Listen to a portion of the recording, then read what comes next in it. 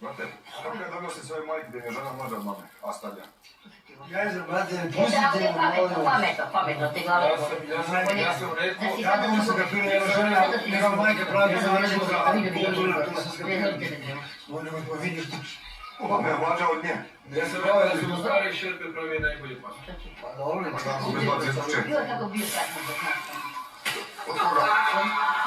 Oni ga na Reći, baš je dobro. Onda,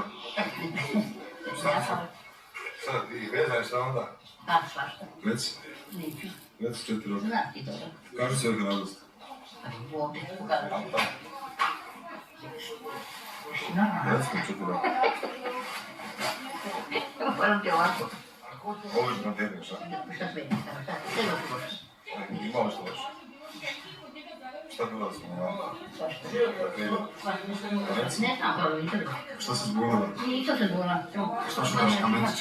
Vodim računa da ne bude toliko upadljivo s moje strane.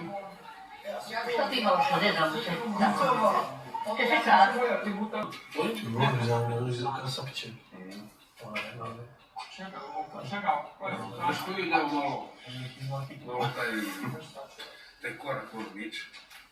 Joj, Da, kad je rekao, ajde sad a ovo da u stadi i kaže šta se... Ono tamo, od se tušine, brate.